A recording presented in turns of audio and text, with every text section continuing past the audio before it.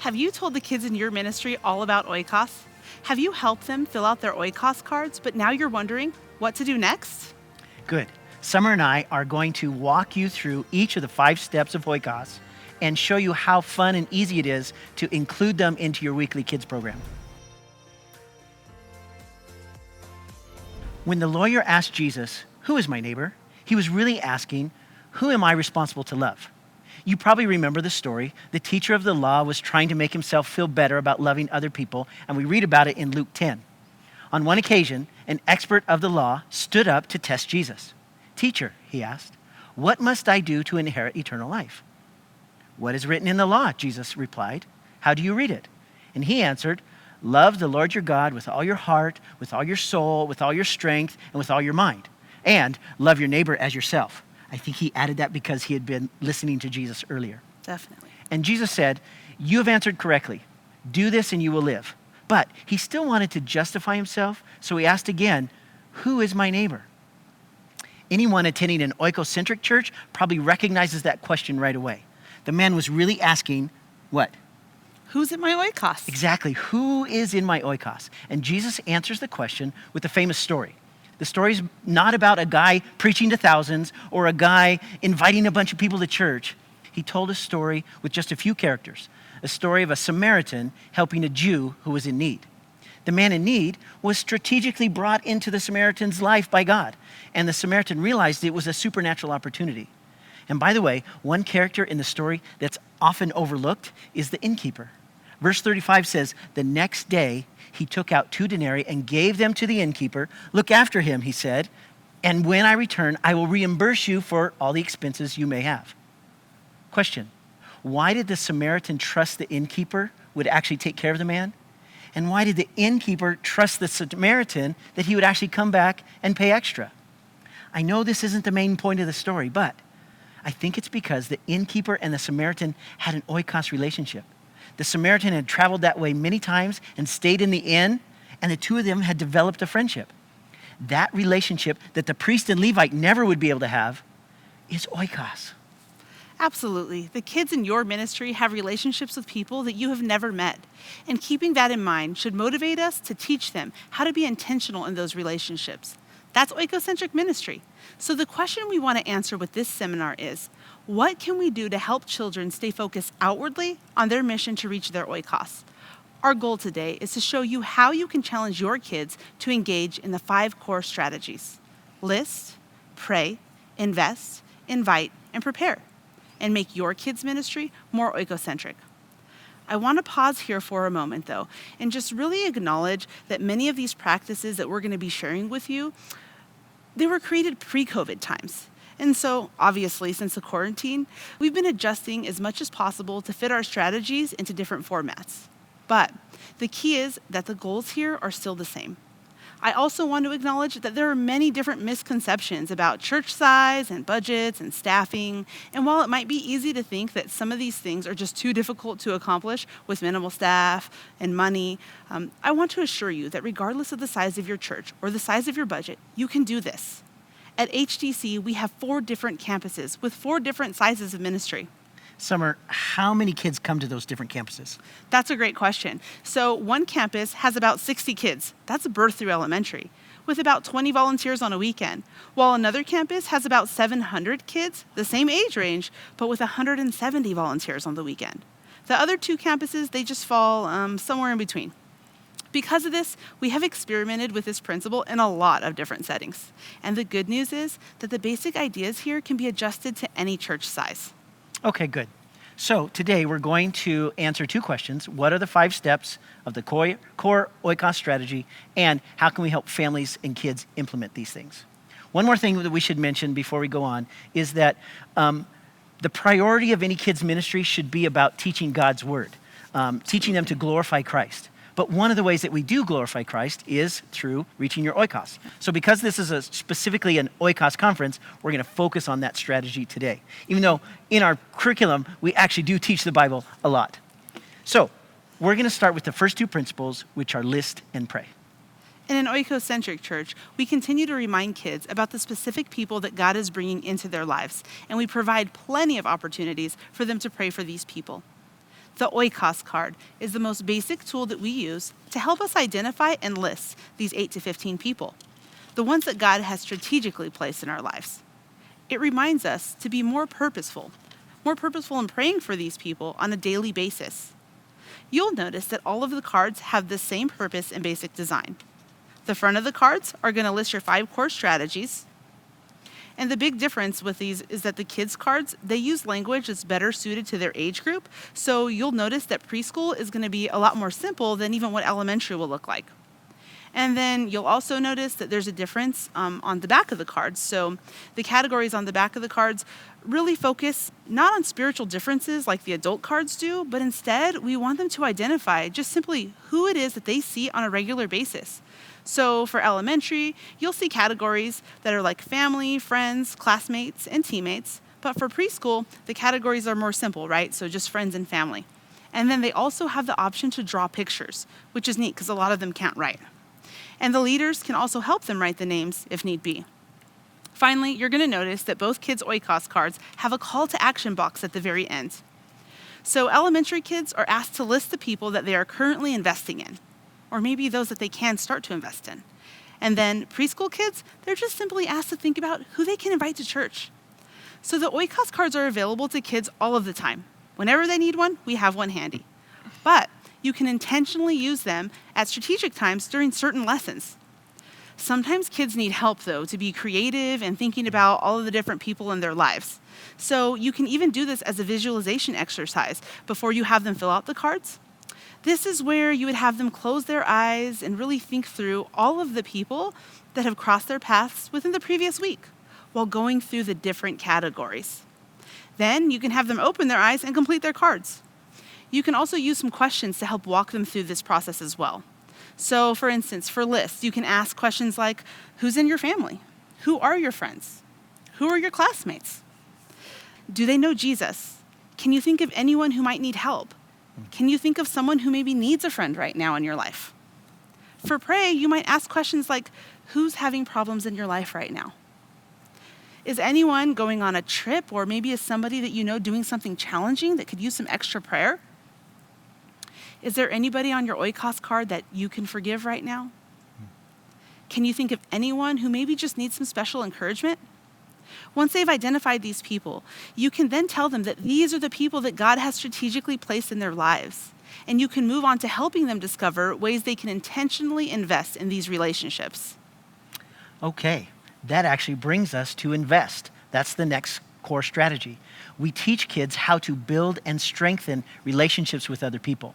And this concept is probably the most unique and the most challenging part of the whole Oikos strategy. Because praying for others is common in most churches, preparing kids how to obey God is very common in most curricula, and even inviting people to church is a common instruction you hear leaders tell children. But encouraging kids to limit all of their resources to invest their time and energy in a few strategic people, that's more rare. So this step really is the most exciting, and investing means really building those relationships and learning how to love others. In order to love others, you spend time with them, and you help them, and you spend money on them, and you surprise them with gifts and acts of service. You affirm them, all that kind of stuff, right? Right. So all the while, remembering that God loved us so much that he gave his son, and Jesus loved us so much he gave up his own life. That's the way we want to live for our Oikos. So you can challenge kids to invest in others first by asking them to think about things like this, like, what do other people need? And what do your friends need? What is something that you really do well that somebody else needs help with? Or do you know anybody who is unhappy a lot? Why might they be unhappy, and can you do something to cheer them up? Right. Those kinds of things. And kids are actually really good at this. They love to be kind and generous and helpful, and they often will share their lunch or anything with friends better than adults do. There's a good example of this in 1 Samuel 18, first verses. Describes the relationship between Jonathan and David. It says, after David had finished talking with Saul, Jonathan became one in spirit with David, and he loved him as himself. And from that day, Saul kept David close to him and wouldn't let him go home. But Jonathan made a covenant with David because he loved him so much. Jonathan took off his robe and along with his tunic and even his sword and his bow and his belt and gave it all to David. That's a good example. One of the most tangible ways to invest in others is to give them gifts and acts of service. So incorporate that kind of stuff into your lessons.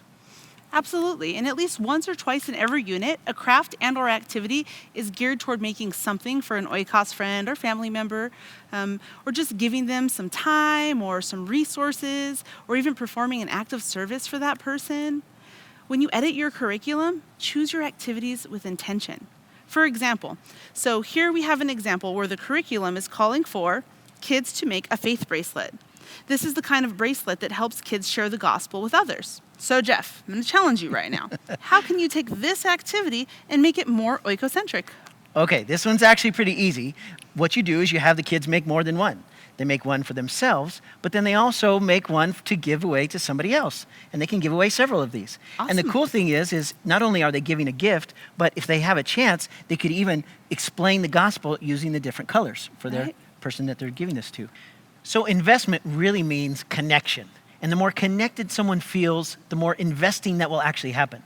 We try to do this with a lot of different ways. One is investment cards.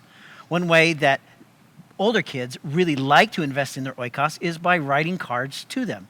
We have created templates of simple cards for kids to give to their Oikos. You can change the design and the message of the cards, but basically these cards help kids to be able to reach out and say, happy birthday, or great job, or thank you for this or for that, or I'm praying for you.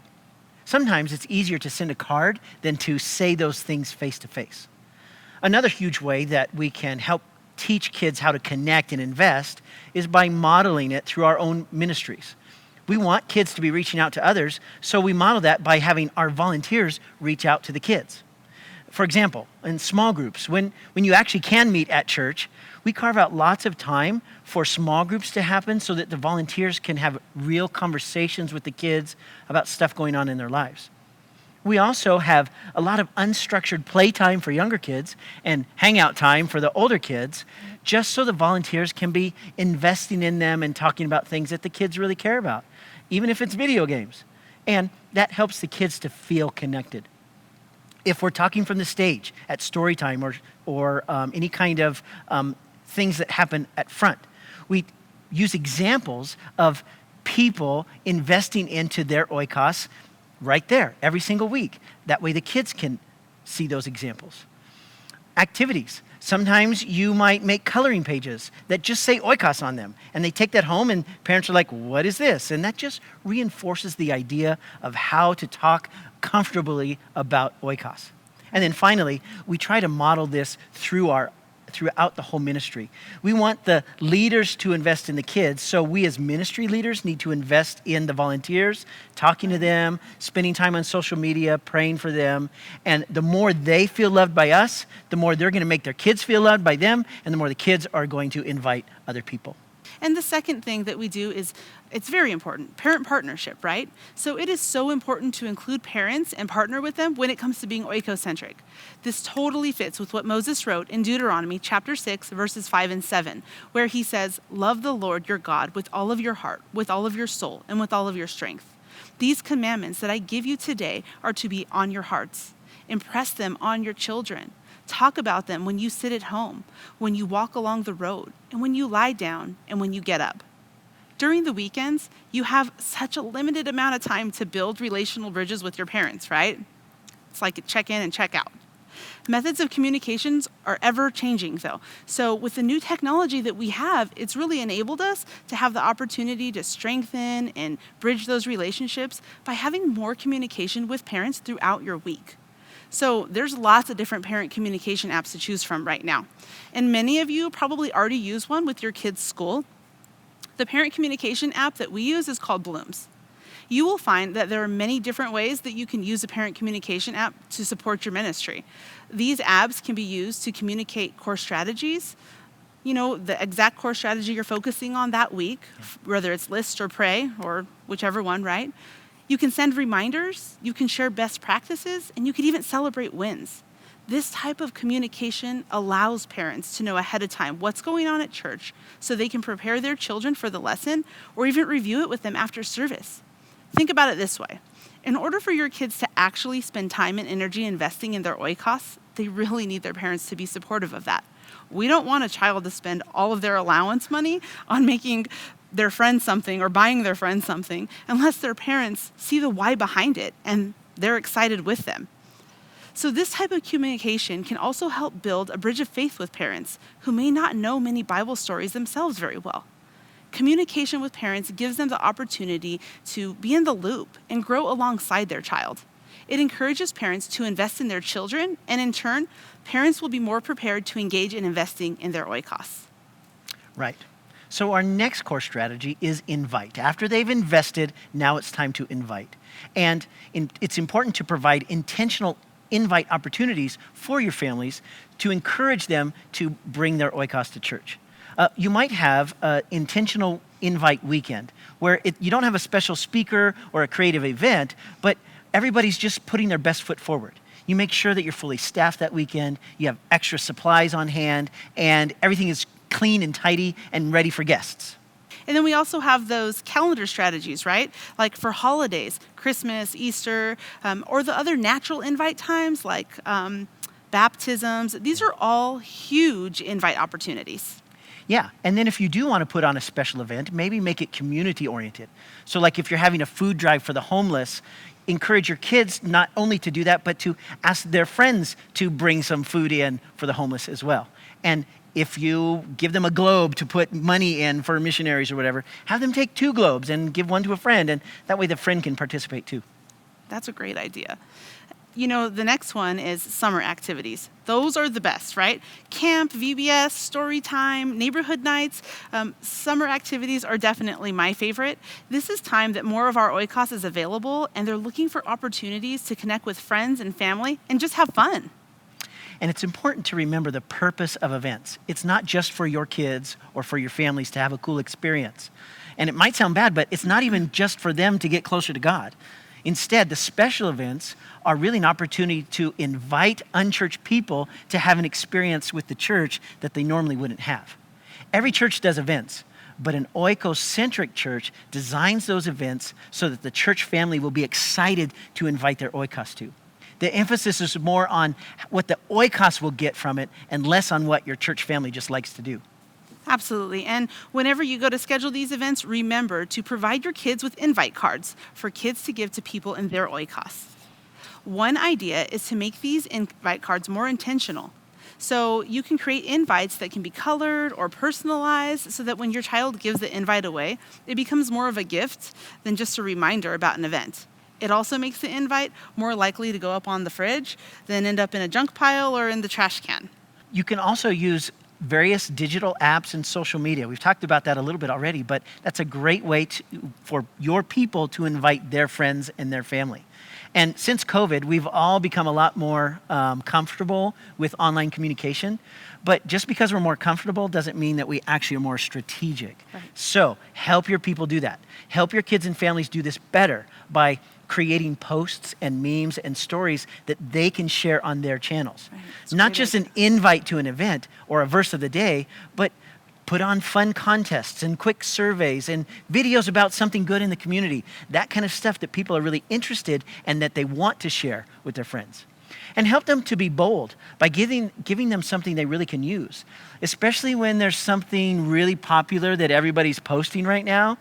Take it and adjust it and twist it and make it a little more kind and a little more gracious. We don't need it to be more judgmental or more political. Right. We want them to be more life-giving, and we Right. can help our families with that. Yeah, we need that right now for sure. So no matter how many tools you provide your church family to get them engaged in inviting their oikos, you have to make sure your programs are always welcoming for visitors. It starts right at the beginning, with training your entire staff and volunteers and ensuring that they know what it means to be welcoming. Not just welcoming a child, but welcoming the entire family, using names, and then asking for names when it's not a familiar face. Making sure that you have a check-in process in place that's oiko-friendly. Did you just make up that up? Kind of. Meaning it's easy to navigate for first-time attendees. Someone who's available, or at a minimum signage, right? That's going to guide people to where they need to go. Making sure to have someone designated to talk to parents before and after service. They want to know how their kids did. Were they comfortable? Are they going to want to come back? Making sure that you have people, whether it be staff or volunteers, that are knowledgeable on programs and safety details so that parents can be confident that our care is going to be great for their children. You may want to consider having a follow-up process in place to reach out to first-time attendees if you don't have one already. Make sure that new kids are recognized in the classroom and introduced to their peers. Looking at every aspect of your service from the lens of someone who has never experienced church before and may possibly be unprepared for the experience. Are you equipped to give them what they need for the best experience? And finally, remembering that each person arriving on campus is part of an oikos and maybe considering whether or not to invite someone back based on their experience they're having today. Yeah, this is a good place to talk about Matthew 19:14. Jesus said, "Let the little children come to me, and do not prevent them, for theirs is the kingdom of heaven." There's two parts to this verse. One is that Jesus embraced children and included them in the mission to reach the world. So we train children from earliest ages, as early as 2, to have an oikos, and that they already have an oikos, and that they can reach them. But the second principle is there too, that we don't want anything to hinder people from coming to Christ. We don't want something we do at church to be a distraction for them hearing the message or hearing about Christ. We don't want them to feel uncomfortable. We don't want them to have a negative experience with people who are following Jesus. We want them to feel welcomed. And this idea should cause us to be flexible with our programs. For example, if someone brings somebody in their oikos that isn't in their exact age group, do you separate them and make them go to separate classes? Or do you bend the rules a little bit and let the older kid go with the younger kid just because it's their first time? That might be the most oikocentric thing to do. And the more oikocentric your kids become, the more you should be seeing more visitors on the weekends. In fact, visitors at your service should be a regular thing, not an occasional thing. And at the end of the day, the more you show your people that you really care about them, the more your church family will then show that kind of love to their oikos. Right. And our final core strategy that we're going to go over today is prepare. 1 Peter chapter 2, verse 12 says, "Be careful to live properly among your unbelieving neighbors. Then, even if they accuse you of doing wrong, they will see your honorable behavior, and they will give honor to God when he judges the world." Almost all church curricula fits into this one category of preparing kids, right? But instead of just giving information about the Bible, oikocentric churches are giving kids opportunities to practice being like Christ so that they can influence their oikos. When you make your service more oikocentric, it will still certainly have a Bible story and worship time, but you may add some other elements that will prepare kids to focus outwardly on their mission to reach their oikos. The first thing that you can do is edit your curriculum with a tool called an oikos filter. You'll hear more about that filter, though, in our seminar, Characteristics of an Oikocentric Kids Curriculum. But basically what we do is we see if any of the core strategies are recognized in the Bible story, and then we put additional emphasis on it. In an oikocentric church, every single game, craft, activity can really prepare them to engage in the core strategies. And so we look for those things. So for preschool, one element that you can add is an oikos connection time with kids every week. This looks similar to what circle time in a traditional preschool setting might be, except that we always start with the Oikos song. So the Oikos song is a song that we developed so kids can actually learn what Oikos is and what it means. And you and I both know that kids, especially preschool age, learn a lot from songs. Take a look at this quick video.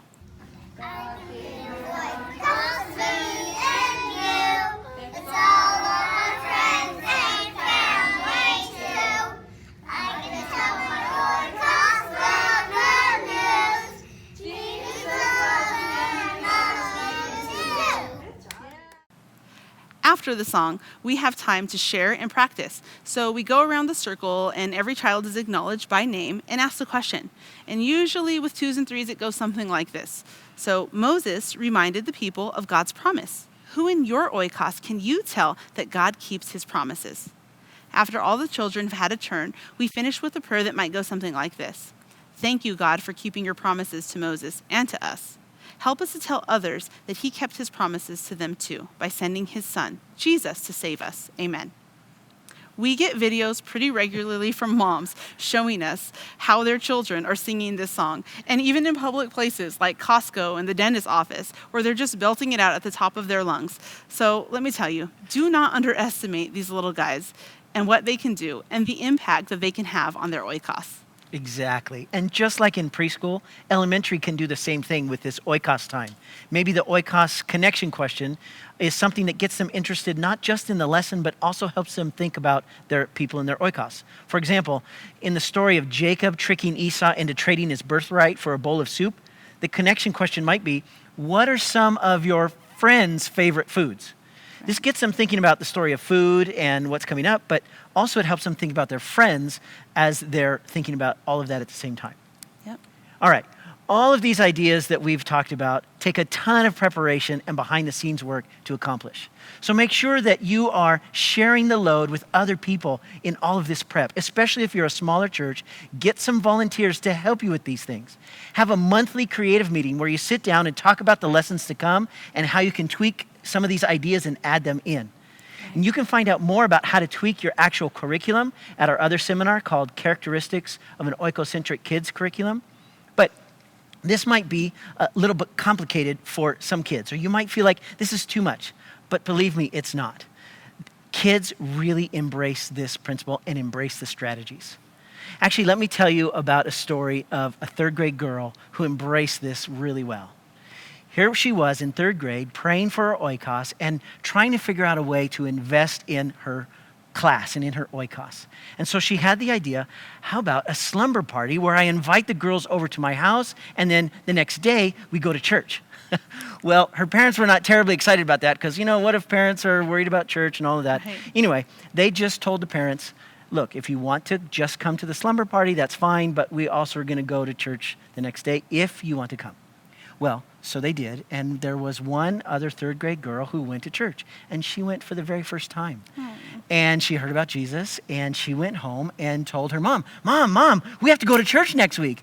And the mom's like, I don't think so. No, she begged her mom, we have to go back to church because I have to hear about the story. I have to hear what happens. She heard something, and she wanted to know what the rest of the story was to come back next week. The mom didn't really want to come, and the girl asked her Mom, how come I've never heard about Jesus?